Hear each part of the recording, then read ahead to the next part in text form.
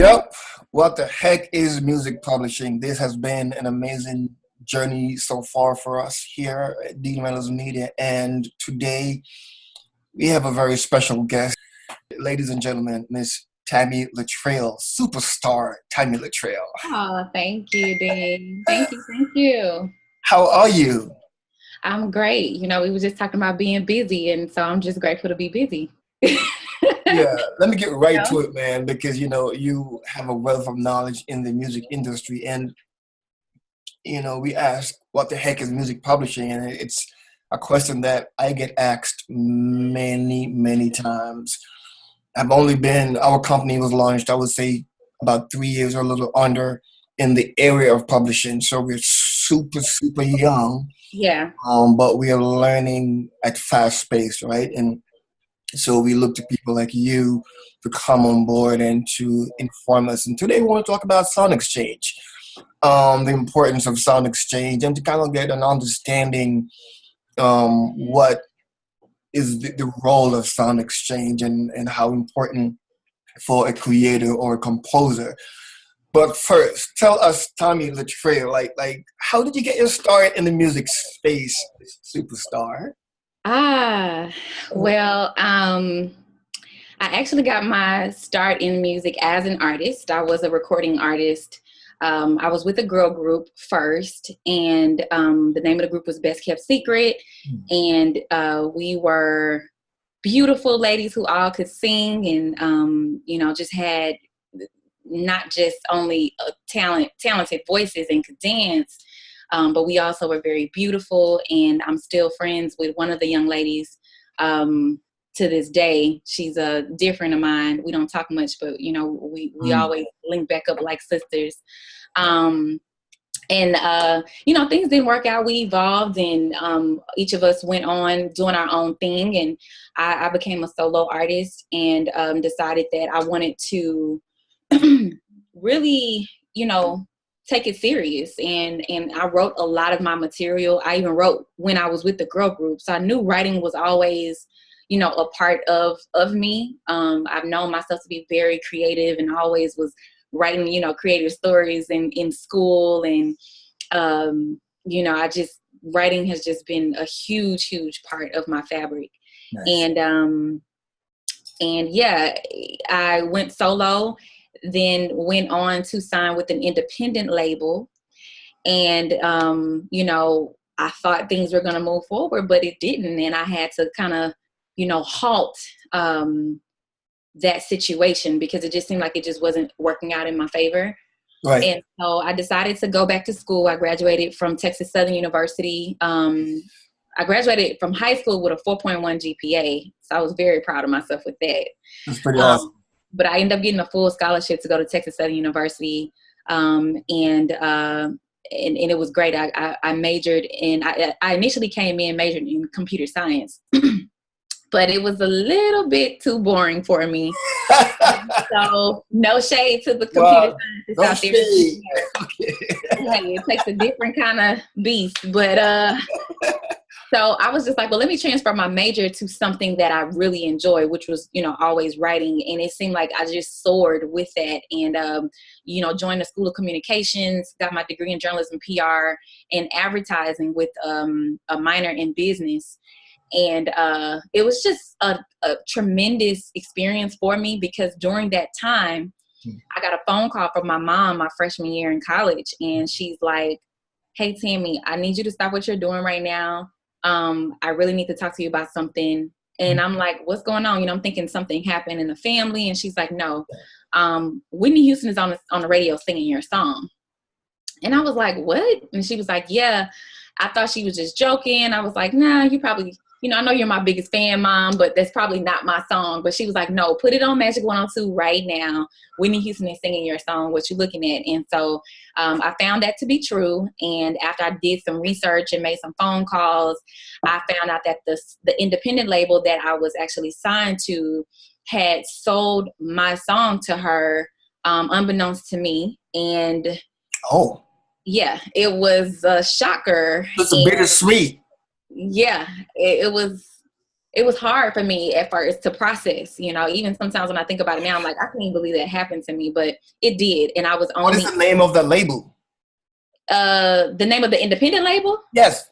Oh, I won't give them that much. No, not gonna do it. But I will tell you that that, you know, things were amicable, and we did sit down and negotiate a fair percentage for me, as well as themselves, as well as Whitney. So.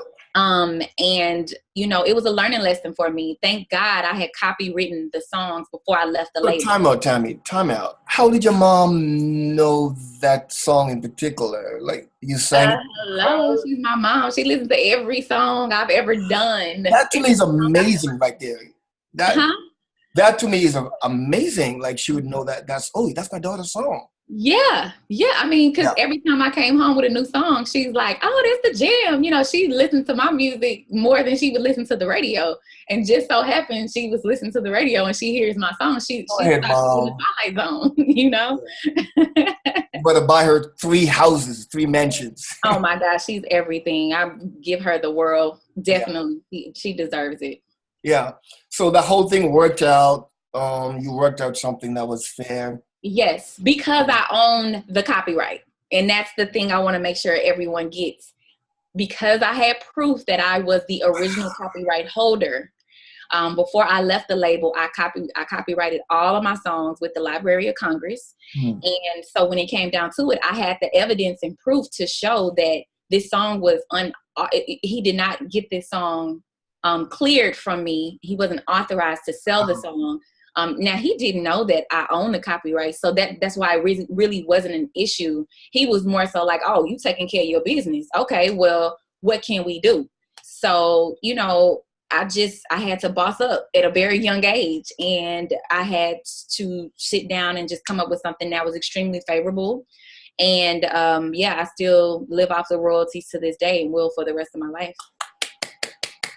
What is the title of that song? It's called "What You Looking At." It was on her Just Whitney album. It actually went platinum and did quite well overseas. Look at God. Yes, look at God. So it did well. You know, unfortunately, you know, Whitney, you know, love her to death. She's my idol to this day. I carry her near to my heart. Because that's really like my only connection that I have with her, because I just knew one day I was going to meet her. I grew up watching her on Video Soul every weekend with Donnie Simpson. I just like, that's my music mama, you know? So before we dive deeper into SoundExchange, you mentioned something, because there's this big thing about copyright.gov and the importance of it. It's just highly important. And then there's the other side where a lot of people are saying, well, I have 200 songs. I'm not going to copyright 200 songs. But so they really are important when there is like a lawsuit. Is that when it comes in handy? Yes, absolutely. And the thing is, guys, with the way the internet is now, songs are being stolen left and right. People are illegally uploading stuff that doesn't belong to them, and people are actually illegally releasing stuff that they don't have the rights to. And it's just because there's no regulation on it. The only regulation you have is making sure you have that piece of paper. So I just always try to tell people, I'm like, look, guys, we need to really focus on not just the fact that you went in the studio and recorded a song and you like the song and everybody loves it and you just got this huge catalog and wealth of songs, but you need to understand your value, and you need to understand the value that those songs hold, because until you get that into your mind, you're not going to understand the importance of why you should have your songs protected. I mean, I represent a few clients who have estate accounts where the families are set for the rest of their lives because of the fact that they have publishing that is still coming in, and the artist originally is no longer with us and has been gone for some time, you know, for over 20 years.